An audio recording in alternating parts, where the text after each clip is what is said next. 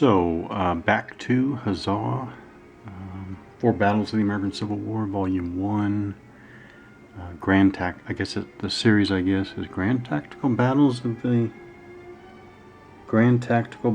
American Civil War. I just finished laying out, well, I didn't just finish, but my last time here at the gaming table, I laid out so these are all the playing pieces for the Battle of Rosie and the Woodpecker scenario.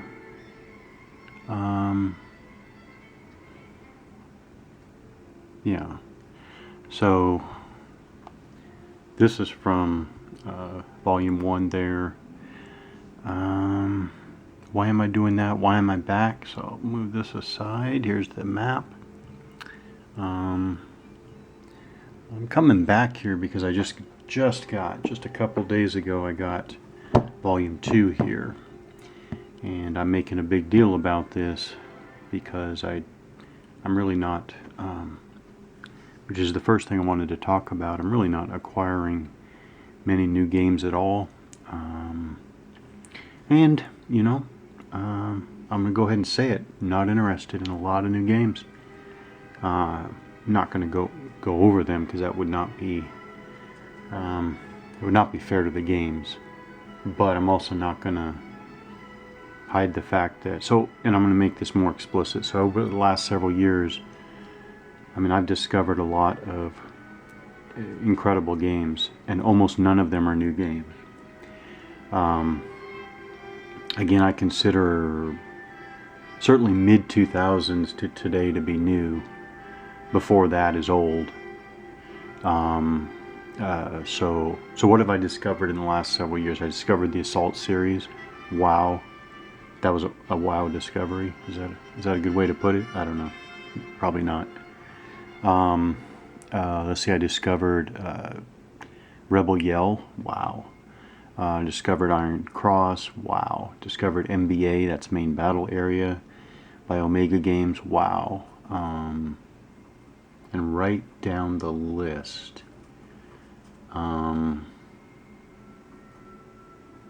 But those are old games. The new games, I can say, the Death Ride Kursk series, that frankly blew my mind. So that was new. Now you could say that it had a lot of old, I don't know, you could say it has a lot of old characteristics, but I'm not going to get down to that level. But blew me away, and it's not old. Well, blew me away, and it is new. So the new games, to me, they don't look interesting. New games, let me see if they even, well, actually they do. Here's a great example. Now, even though I'm gonna get myself back into Huzzah, okay, so that's a good thing. It's even sold as Rebel Yell Light. That's not a selling point to me. That's a detraction. That is a what? No, that is not a selling point. But anyways, I'm still gonna, both of these Huzzah games, both Volume 1 and Volume 2, actually, both of these were presents from family. So I'm not gonna easily dismiss them. But yeah, I was trying to remember earlier. I do not know if Huzzah drove me to Rebel Yell, or if there was completely no connection. I actually cannot remember that. But if Huzzah drove me to Rebel Yell, then I'm going to think the world of Huzzah just because it drove me to Rebel Yell. But anyways, so I just got Huzzah Volume 2 here. Yeah, okay, and back to saying, new games, they sell themselves as streamlined, simple, easy to get into. None of those are selling points for me. Also, of course, the other obvious thing is that new games are clearly, this isn't well, not meant to be controversial, but clearly new companies are pouring a lot of money and their resources into production value, and I've heard why, but it's not really my issue of why. I don't want money. I want money poured into, get a good rule set. I want money poured into play testing.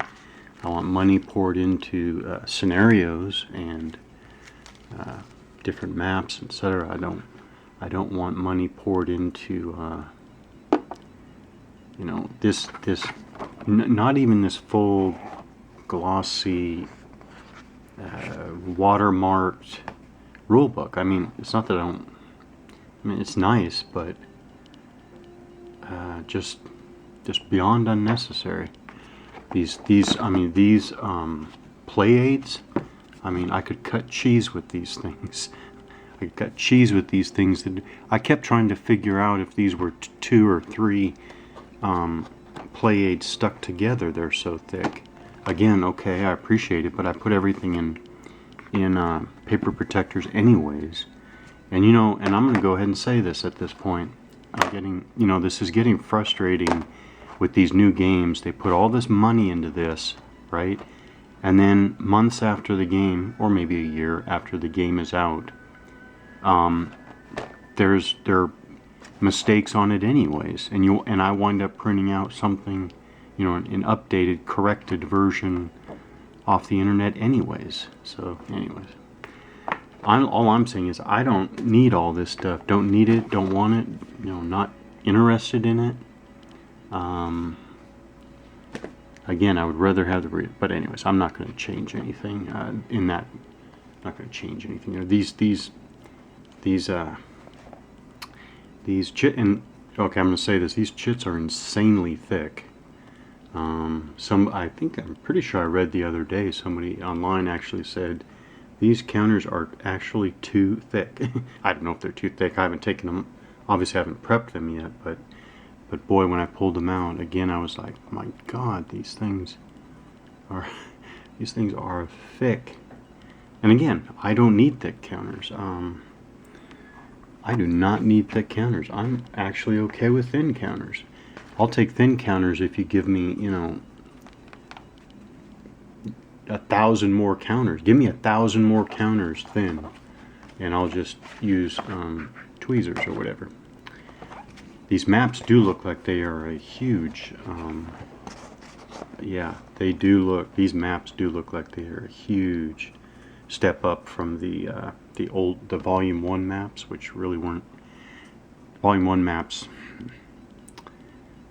again, odd design choices, but these look nice. So this is Volume 2 that I'm looking at here. Battle of the Wilderness. Battle of Wilderness. So it does look enticing.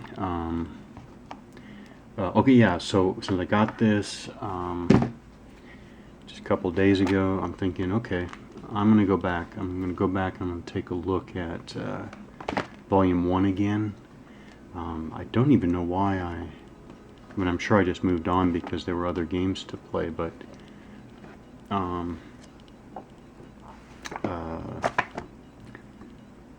go back, try it again. Oh yeah, here's the version 3.0. So I'm going to go back to Volume 1, but pretty sure I can use version 3. I mean, I understand that I can use version 3.0 here, so I will be using the version 3.0 rules that I'm taking from Volume 2 here, and I'm looking forward to this. Like I said, Rebel Yell is one of those game systems that just blew me away in a very, very, very good way. Obviously, same designer here. So I'm looking forward to this. So I'm going back to Huzzah Volume